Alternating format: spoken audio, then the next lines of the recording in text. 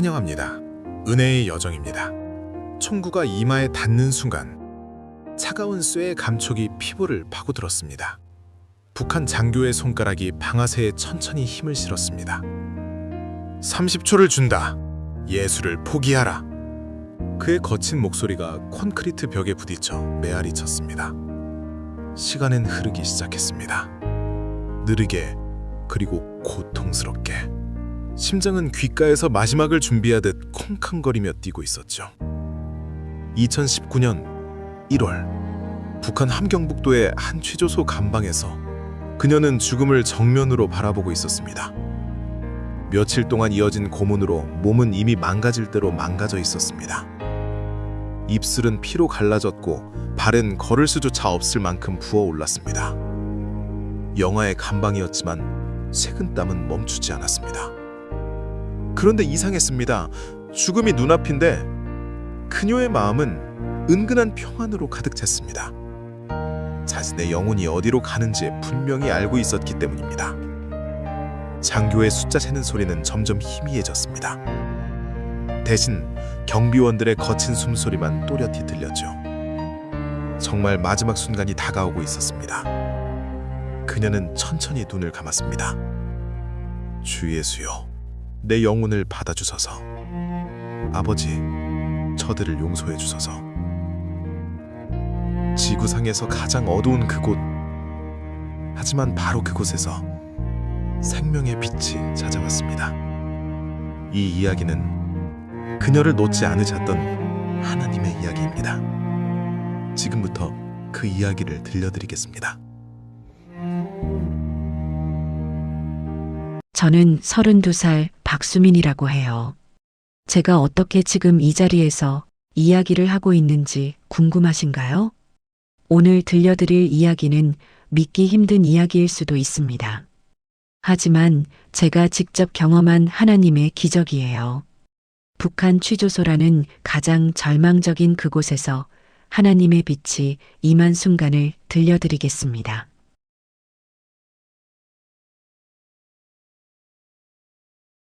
제 이야기는 1987년으로 거슬러 올라갑니다.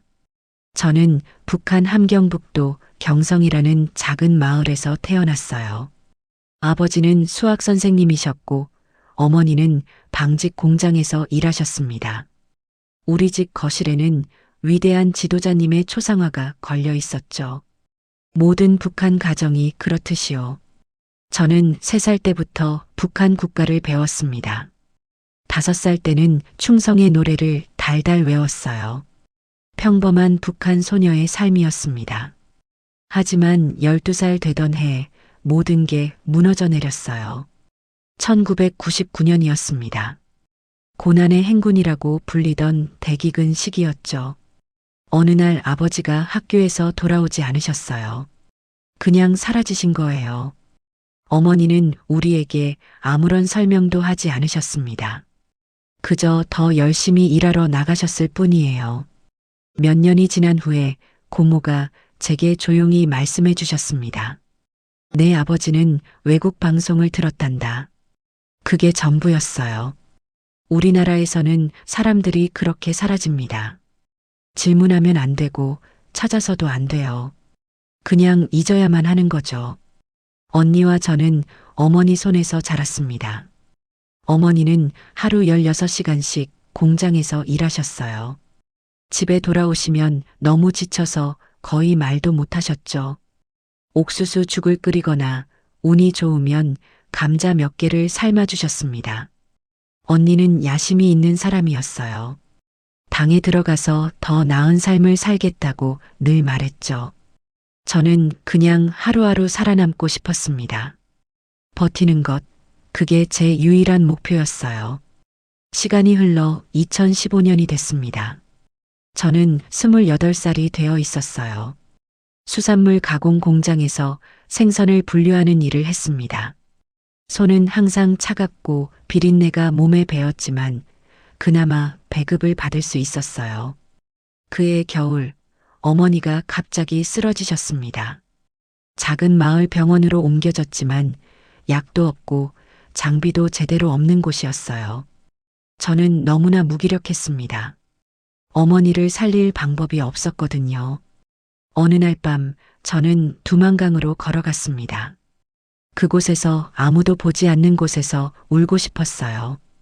우리나라에서는 우는 것조차 조심해야 하니까요. 강변에 앉아서 소리 죽여 울고 있는데 누군가 다가오는 기척이 느껴졌습니다. 왜 우니, 딸아? 깜짝 놀라서 고개를 들었어요. 할머니 한 분이 서 계셨습니다. 주름진 얼굴에 따뜻한 눈빛을 가진 분이었어요. 민 할머니라고 강 근처 오두막에 혼자 사시는 분이었습니다. 전에 몇 번 본 적이 있었는데 항상 웃고 계셨던 분이에요. 들어오렴. 차라도 한잔하자. 저는 두려웠습니다. 북한에서 낯선 사람과 대화하는 건 매우 위험한 일이거든요. 하지만 할머니의 눈빛이 너무 따뜻해서 저도 모르게 따라 들어갔어요. 작은 오두막 안에서 할머니는 뜨거운 차를 따라주셨습니다. 그 시절에 뜨거운 차라니 상상도 못할 일이었죠. 무슨 일이니? 할머니가 물으셨어요. 저는 어머니 이야기를 했습니다. 병원 이야기, 약이 없다는 이야기, 그리고 제 절망을요. 할머니는 제 손을 꽉 잡으셨어요. 그리고 이상한 일을 하기 시작했습니다. 눈을 감으시고 보이지 않는 누군가에게 말을 거시는 거예요. 하늘에 계신 아버지. 제 심장이 멎는 줄 알았습니다. 아버지라고요? 우리 아버지는 위대한 지도자님 뿐인데요. 당신의 딸 수민이가 지금 고통받고 있습니다. 할머니의 목소리가 계속됐어요. 그 어머니가 아픕니다. 주 예수님, 당신의 사랑을 보여주소서. 예수라는 이름을 듣는 순간 온몸이 얼어붙었습니다. 그건 반역이었어요. 그건 죽음을 의미하는 거였죠. 저는 도망가고 싶었습니다. 하지만 할머니가 제 손을 놓지 않으셨어요. 기도가 끝나고 할머니는 부엌 바닥에 작은 구멍을 파셨습니다. 그리고 천으로 싼 무언가를 꺼내셨어요. 손바닥만 한 작은 책이었습니다. 이것은 진짜 하나님의 말씀이란다. 할머니가 속삭이셨어요. 천지를 창조하신 하나님, 너를 이 세상 무엇보다 사랑하시는 하나님의 말씀이야. 그건 성경책이었습니다. 한글로 된 성경이요. 만약 발각되면 공개 처형당하는 물건이었죠. 못해요. 제가 떨리는 목소리로 말했습니다. 조금만 읽어보렴. 아무 느낌이 없으면 다시는 이 얘기 안 할게. 할머니의 목소리가 너무 부드러웠어요. 그날 밤 저는 촛불을 켜고 성경을 읽었습니다. 시편 34편 18절이었어요. 여호와는 마음이 상한 자에게 가까이 하시고 심령이 통회하는 자를 구원하시는도다. 그 말씀을 읽는 순간 제 눈에서 눈물이 쏟아졌습니다. 마음이 상한 자. 네, 제 마음은 상해 있었어요. 아버지도 없고 어머니는 죽어가고 희망도 없었습니다. 그런데 하나님은 그런 저에게 가까이 오신다고 했어요. 저를 구원하신다고 했습니다. 우리나라에서 사랑은 오직 지도자님을 위한 것이었어요. 개인의 가치는 당에 대한 충성으로만 결정됐습니다. 저는 그저 숫자에 불과했어요. 배급표의 숫자, 공장 노동자 번호. 그런데 이 책은 달랐습니다. 하나님이 당신의 아들을 주셨다고 했어요. 저 같은 사람을 위해서요. 사막에서 물을 발견한 것 같았습니다. 그날부터 석 달 동안 저는 될 수 있는 한 조심스럽게 민 할머니를 찾아갔어요. 할머니는 제게 기도하는 법을 가르쳐 주셨습니다. 소리 내지 않고 마음속으로 기도하는 법을요. 성경 읽는 법도 배웠습니다. 담요 속에 숨어서 읽는 방법이요. 찬송가도 배웠어요. 벽도 듣지 못할 만큼 작은 소리로 부르는 법을요. 저는 예수님에 대해 배웠습니다. 그분의 사랑과 희생에 대해서요. 생애 처음으로 진짜 희망을 느꼈습니다. 어느 날 할머니 집에 갔는데 짐을 싸고 계셨어요. 떠나야 한다, 수민아. 할머니가 슬픈 표정으로 말씀하셨습니다. 이웃들이 내 방문에 대해 질문하기 시작했단다. 더 있으면 위험해. 할머니는 중국에서 온 비밀 선교사셨다고 밝히셨어요. 국경을 넘어와서 복음을 전하고 다시 돌아가시는 분이었습니다. 우리 마을에는 8달 동안 계셨다고 하셨어요. 떠나기 전 할머니는 제게 그 작은 성경책을 물려주셨습니다. 그리고 2명의 신자를 소개해 주셨어요.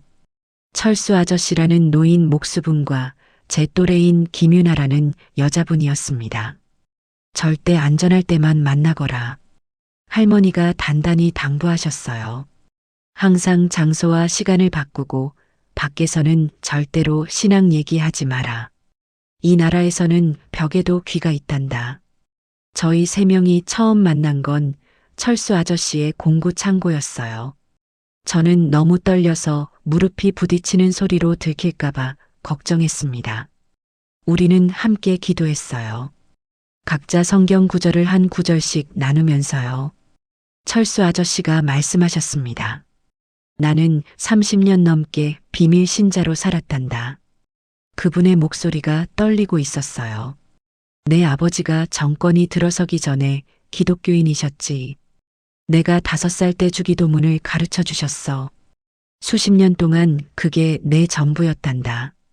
내 성경 전부, 내 교회 전부, 내 믿음 전부가 그저 기도문 하나였어. 저는 그 말을 듣고 울었습니다. 30년을 혼자서 믿음을 지키셨다니요. 우리의 작은 지하교회는 극도로 조심하면서 천천히 자라갔어요.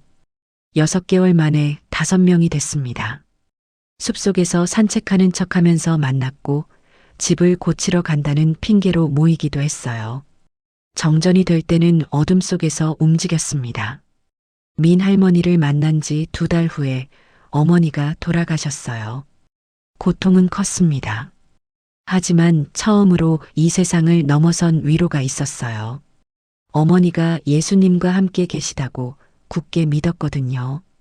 비록 제 신앙을 나누지 못했지만요. 여러분은 어떠셨나요? 사랑하는 가족을 잃어본 적 있으신가요? 그 슬픔 속에서 어떻게 위로받으셨는지요? 저는 그때 알았습니다. 하나님의 위로가 얼마나 큰지를요. 언니는 당에 입당하는데 성공했습니다. 수도인 평양으로 이사를 갔어요. 가끔 집에 돌아올 때면 새 옷을 입고 있었고 높은 자리에 오른 사람들이 갖는 그 우월감이 있었습니다. 언니가 방문할 때마다 저는 조심스럽게 성경책을 숨겼어요. 제 집 매트리스의 판 구멍 속 깊은 곳에 말이에요. 1년 반이 지나자 우리 지하교회는 12명으로 늘어났습니다. 2년 반 후에는 18명이 됐어요. 놀라운 성장이었지만 동시에 위험도 커지고 있었습니다. 2017년 가을 첫 번째 체포 사건이 일어났습니다. 김기순 자매였어요. 50살 정도 되시는 분이었는데 누군가 신고를 했습니다. 기순 자매는 6개월 동안 고문당한 후 공개 총사령을 당했어요. 우리는 모두 그 광장에 동원됐습니다. 보라고요, 경고로요. 저는 멀리서 기순 자매를 봤어요.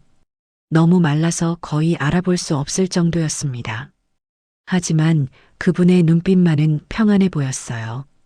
총소리가 울렸습니다. 저는 눈을 감지 않았어요. 기억해야 했거든요. 그분의 용기를요. 그날 밤 우리는 비밀 모임을 가졌습니다. 모두 두려워하고 있었어요. 계속해야 할까요? 누군가 떨리는 목소리로 물었습니다. 철수 아저씨가 말씀하셨어요. 시편 23편 4절을 기억하거라. 내가 사망의 음침한 골짜기로 다닐지라도 해를 두려워하지 않을 것은 주께서 나와 함께 하심이라. 우리는 계속하기로 했습니다. 더 조심스럽게, 더 간절히 기도하면서요. 2018년 9월 언니가 다시 마을에 왔습니다. 며칠 머물 거라고 했어요. 저는 평소처럼 성경을 숨겼습니다. 하지만 실수를 했어요. 찬송가 가사 한 장을 옷 속에 넣어둔 걸 깜빡 잊은 거예요. 언니가 제 옷을 빨아주겠다고 했을 때 그 종이를 발견했습니다. 그날 밤 언니가 물었어요. 이게 뭐니, 수민아? 종이를 들고 있었습니다. 찬송가잖아. 기독교 노래. 저는 아무 말도 할 수 없었어요. 언니의 눈이 차갑게 변했습니다. 내가 기독교인이야? 언니, 미친 거 아니야? 죽고 싶어? 언니가 소리쳤어요. 우리 아버지 어떻게 됐는지 잊었어? 외국 방송 들었다고 사라졌잖아. 넌 이보다 더한 짓을 하고 있어. 저는 무릎을 꿇었습니다. 언니, 제발이요. 아무한테도 말하지 마세요. 당장 그만둬. 그 책들 다 태워버려. 언니가 명령했어요. 그럼 없던 일로 해줄게. 저는 고개를 저었습니다. 그럴 수가 없었어요. 언니는 제 얼굴을 한참 동안 바라봤습니다. 그리고 짐을 싸기 시작했어요. 언니가 날 위해서 하는 거야. 알겠지? 그 말을 남기고 떠났습니다. 저는 알았어요. 언니가 무엇을 할지를요. 사흘 후 새벽 4시 문을 박차고 누군가 들어왔습니다. 보이부 요원들이었어요. 박수민, 넌 체포됐다. 우리 교회 멤버 18명 중 7명이 그날 잡혔습니다. 제 집에서는 성경책과 찬송가가 나왔어요. 증거는 충분했습니다. 우리는 트럭에 실렸습니다. 철창도 없는 트럭이었어요. 어차피 도망갈 곳이 없으니까요. 옆에 앉은 유나 언니가 제 손을 꽉 잡았습니다. 괜찮아, 수민아. 그분이 속삭였어요. 주님이 함께 하셔. 저는 고개를 끄덕였어요. 하지만 속으로는 온몸이 떨리고 있었습니다. 이제 무엇이 올지 알았거든요. 고문과 아마도 죽음이요. 취조소로 향하는 길, 저는 창밖을 봤습니다. 별들이 빛나고 있었어요. 하나님이 만드신 저 별들처럼요. 주님, 저와 함께 해주세요. 마음속으로 기도했습니다. 무엇이 오든 저를 붙들어 주세요. 취조소는 음침한 곳이었습니다. 콘크리트로만 지어진 건물이었어요. 철창조차 없는 간방들이 늘어서 있었고 영하의 추위가 뼛속까지 파고들었습니다. 저는 작은 방에 혼자 갇혔어요. 3미터 정도 되는 정사각형 방이었습니다. 창문도 없고 천장에 작은 전구 하나만 깜빡이고 있었어요. 첫 취조는 그날 저녁에 시작됐습니다. 문이 열리고 장교 한 명이 들어왔어요. 30대 초반으로 보이는 남자였습니다. 날카로운 눈빛을 가진 사람이었어요. 내 이름은 최민호다. 그가 차갑게 말했습니다. 넌 기독교인이지? 저는 대답하지 않았어요. 누가 더 있나? 성경은 어디서 구했나? 침묵만 흘렀습니다. 말하지 않으면 더 고통스러울 거다. 하지만 저는 입을 열지 않았습니다. 다른 사람들을 지켜야 했거든요. 그날 밤부터 잠을 재우지 않았습니다. 하루가 지났어요. 눈꺼풀이 점점 무거워졌습니다. 고개가 떨어질 때마다 찬물을 얼굴에 끼얹었어요. 이틀이 지났습니다. 물을 한 방울도 주지 않았어요. 입술이 갈라지기 시작했고 혀가 부풀어 올랐습니다. 사흘째 되는 날 말할 수 없는 고통이 시작됐습니다. 온몸이 비명을 지르는 것 같았어요. 의식이 점점 흐려졌습니다. 이름을 대라. 누가 더 있나? 최민호의 목소리가 계속 들렸어요. 저는 고개를 저었습니다. 완고한 것 같은데. 그가 차갑게 웃었어요. 좋아.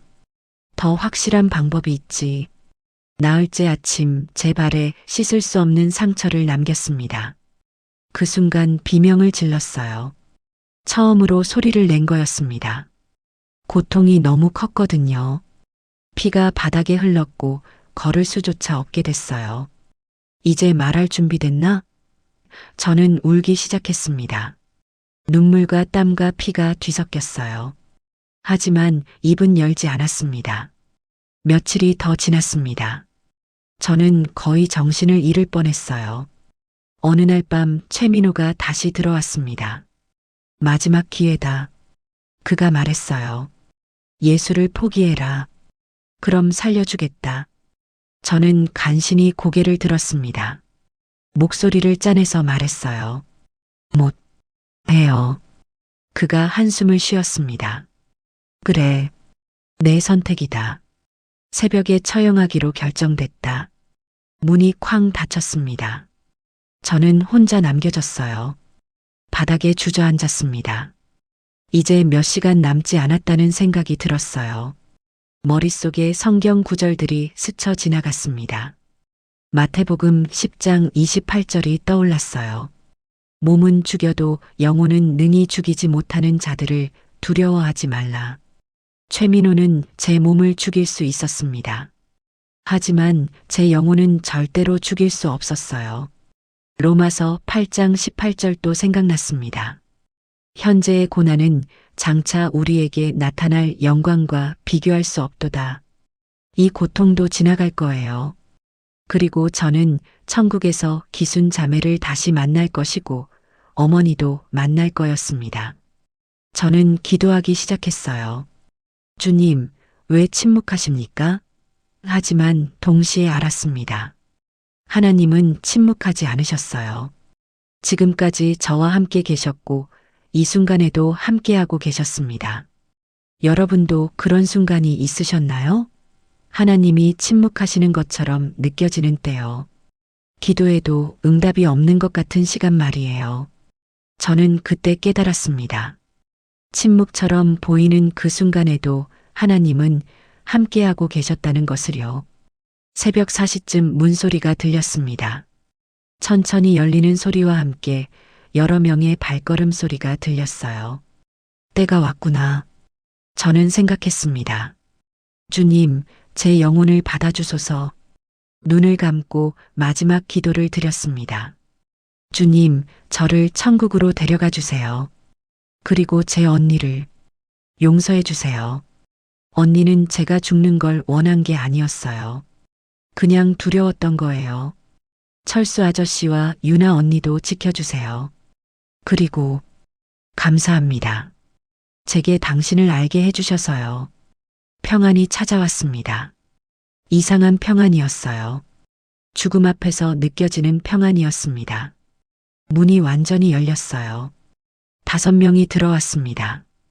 북한 장교와 4명의 경비원이었어요. 최민호가 권총을 꺼냈습니다. 검은색 권총을 보는 순간 제 심장이 빠르게 뛰기 시작했어요. 일어서라. 그가 명령했습니다. 저는 비틀거리며 일어났어요. 상처난 발로 서기가 너무 힘들었습니다. 최민호가 제 앞으로 걸어왔어요. 총구를 제 이마에 천천히 대었습니다.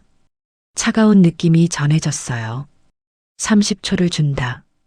그의 목소리가 감방에 울렸습니다. 예수를 포기해라. 그럼 살려주겠다. 시간이 흐르기 시작했어요. 느리고 무겁게요.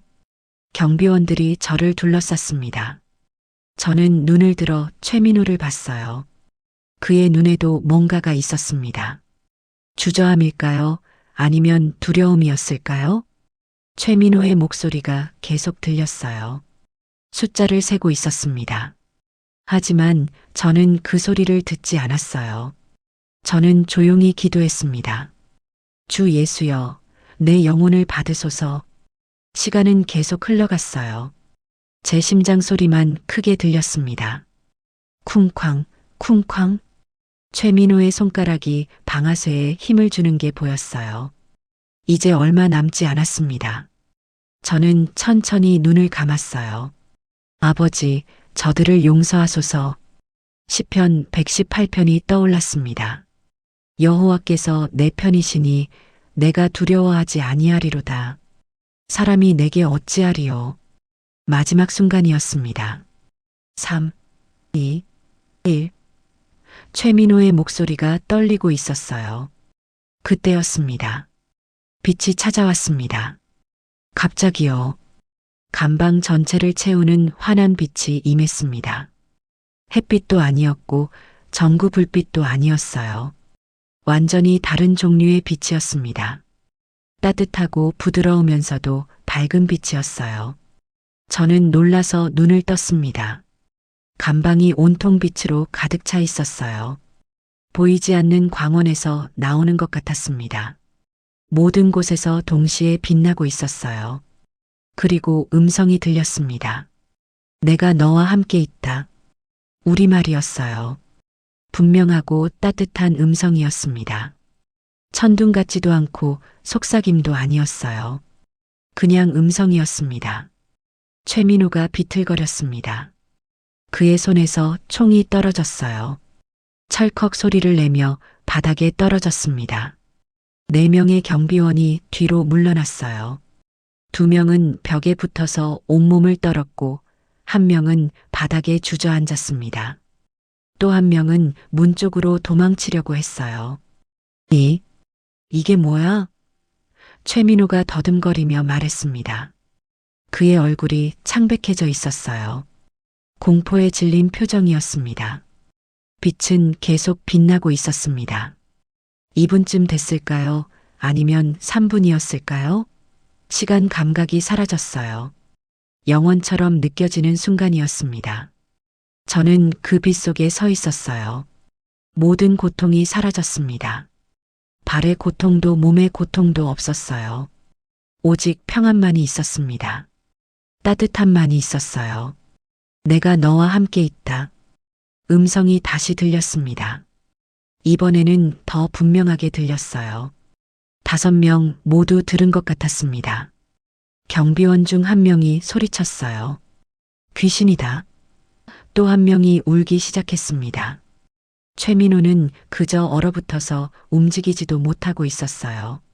천천히 빛이 희미해지기 시작했습니다. 점점 약해지더니 결국 사라졌어요. 감방은 다시 어두워졌습니다. 천장의 전구만 깜빡이고 있었어요. 하지만 모든 게 바뀌었습니다. 최민호가 비틀거리며 문 쪽으로 갔어요. 경비원들이 서둘러 따라 나갔습니다. 아무 말도 없이요. 문이 쾅 닫혔습니다. 저는 혼자 남았어요. 무릎을 꿇고 그 자리에 주저앉았습니다. 그리고 울었어요. 감사의 눈물이 끝없이 흘렀습니다. 주님, 목소리가 나왔어요. 주님, 감사합니다. 정말로 저와 함께 계셨군요. 온몸이 떨렸습니다. 방금 일어난 일이 믿을 수 없었거든요. 하지만 진짜였어요. 제 눈으로 봤습니다. 귀로 들었어요. 그리고 5명의 남자들도 똑같이 경험했습니다. 하나님의 빛과 하나님의 음성을요. 로마서 8장 31절이 떠올랐습니다. 하나님이 우리를 위하시면 누가 우리를 대적하리요. 맞는 말이었어요. 하나님이 제 편이셨습니다. 총도 고문도 죽음도 저를 이길 수 없었어요. 하나님이 함께 하시니까요. 그날 하루 종일 아무도 오지 않았습니다. 문은 잠긴 채로 있었어요. 밥도 주지 않았고 물도 없었습니다. 하지만 괜찮았어요. 저는 마음속으로 기도하고 찬송했습니다. 할렐루야, 할렐루야. 처음으로 진짜 기쁨을 느꼈어요.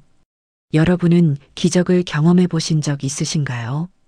설명할 수 없는 하나님의 손길을 느껴보셨나요? 저는 그날 경험했습니다. 그리고 그 경험이 제 인생을 완전히 바꿔놓았어요. 밤 11시쯤 문이 조용히 열렸습니다. 최민호가 혼자 들어왔어요. 하지만 달라 보였습니다. 총도 없었고 경비원들도 없었어요. 그는 조심스럽게 제 앞에 앉았습니다. 한참을 침묵이 흘렀어요. 그리고 그가 떨리는 목소리로 물었습니다. 당신의 하나님이 진짜입니까? 저는 고개를 끄덕였어요. 네, 진짜예요. 오늘 본 그 빛은 그가 말을 잇지 못했습니다. 하나님의 빛이었어요. 제가 조용히 말했습니다. 예수님의 빛이요. 최민호가 얼굴을 손으로 가렸어요. 어깨가 떨리고 있었습니다. 울고 있었던 거예요. 저는 27명을 죽였습니다. 그가 고백했어요. 그중 14명이 당신 같은 기독교인이었습니다. 저도 용서받을 수 있습니까? 제 눈에서도 눈물이 흘렀습니다. 물론이에요. 예수님은 모든 사람을 용서하세요. 당신도요. 그날 밤 우리는 함께 기도했습니다. 주기도문을 함께 드렸어요. 최민호는 한 구절 한 구절 저를 따라했습니다. 마치 어린아이처럼요. 하늘에 계신 우리 아버지. 그의 목소리가 떨렸어요. 이름이 거룩히 여김을 받으시오며 눈물이 흘렀습니다. 나라가 임하시오며 진짜 회개였어요. 그날부터 최민호가 완전히 달라졌습니다. 2주 동안 그는 비밀리에 저를 도와줬어요. 음식을 몰래 가져다 주었고 물도 줬습니다. 그리고 탈출 계획을 함께 세웠어요. 2주 후에 국경 경비가 교대하는 시간이 있어요. 그가 속삭였습니다. 그때 당신을 빼낼게요. 두만강이 완전히 얼어붙었어요. 건너갈 수 있을 거예요. 중국 쪽에 연락할 수 있는 사람 있어요? 저는 민 할머니가 남긴 연락처를 기억해냈습니다. 네, 있어요. 2주가 지났습니다. 2019년 1월 말이었어요. 한밤중에 최민호가 감방 문을 열었습니다. 지금이에요. 빨리요. 우리는 조용히 복도를 지나갔어요. 경비원들은 모두 자고 있었습니다. 아니, 최민호가 뭔가를 음식에 섞어 놓은 것 같았어요. 밖으로 나왔습니다. 영하의 밤 공기가 폐를 찔렀어요. 저길로 가세요. 5km 정도 가면 강이 나와요. 최민호가 방향을 가리켰습니다. 감사합니다. 제가 말했어요. 당신을 위해 평생 기도할게요. 저도 기도하겠습니다. 그가 대답했어요. 당신의 하나님께요. 저는 걷기 시작했습니다. 발이 아팠지만 멈출 수 없었어요. 두만강이 보였습니다. 얼어붙은 강이었어요. 저는 얼음 위에 조심스럽게 발을 디뎠습니다. 한 걸음 한 걸음씩요. 중간쯤 왔을 때 뒤를 돌아봤습니다. 북한이 보였어요. 제가 태어난 나라 고통의 땅이었지만 동시에 기적의 땅이기도 했습니다. 하나님이 빛을 비춰주신 땅이었어요. 잘 있어요. 속삭였습니다. 언젠가 다시 올게요. 복음을 들고요. 그리고 계속 걸었습니다. 중국 쪽을 향해서요. 중국에 도착한 건 2019년 1월 말이었습니다. 지하교회 네트워크가 저를 받아줬어요. 민 할머니가 연결해준 사람들이었습니다. 석 달 동안 숨어서 지냈어요. 그리고 2019년 3월에 대한민국에 입국했습니다. 자유였어요. 진짜 자유였습니다. 처음으로 두려움 없이 예배를 드렸어요. 큰 소리로 찬송할 수 있었고 성경을 공개적으로 읽을 수 있었습니다. 저는 울었어요. 감사의 눈물이었습니다. 한국에서 저는 신학을 공부했습니다. 하나님에 대해 더 많이 알고 싶었거든요. 그리고 2020년에 선교사로 파송받았어요. 아시아 지역으로요. 지금은 2025년입니다. 저는 38살이에요. 선교사로 일한 지 5년째가 됐습니다. 북한 사역을 준비하고 있어요. 언젠가 다시 돌아갈 겁니다. 이번에는 복음을 들고요. 최민호와는 가끔씩 연락이 닿습니다. 비밀 경로를 통해서요. 그도 여전히 믿음을 지키고 있대요. 아주 조심스럽게요. 다른 신자들을 돕고 있다고 했습니다.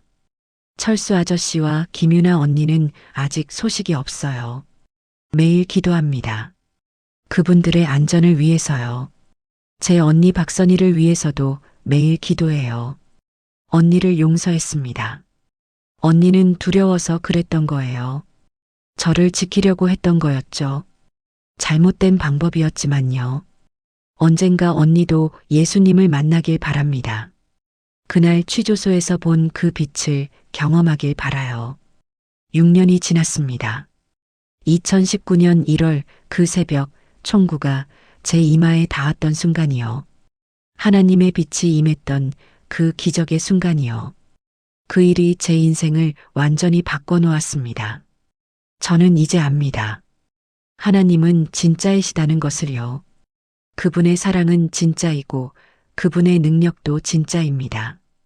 아무리 어두운 곳이라도 하나님의 빛은 들어갑니다. 북한이라는 가장 닫힌 나라, 취조소라는 가장 절망적인 곳에도 하나님의 빛이 비쳤어요. 여러분이 지금 어디에 계시든 어떤 어둠 속에 있든지 하나님의 빛은 여러분에게도 닿을 수 있습니다. 포기하지 마세요. 계속 기도하세요.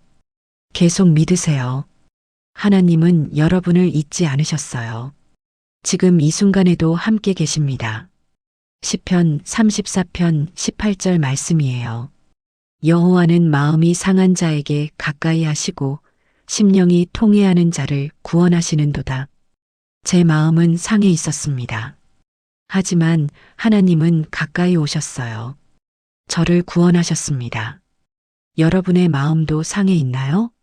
하나님이 지금 가까이 오고 계십니다. 손을 내미세요. 그분이 잡아주실 거예요. 저는 하나님의 빛을 본 사람이에요.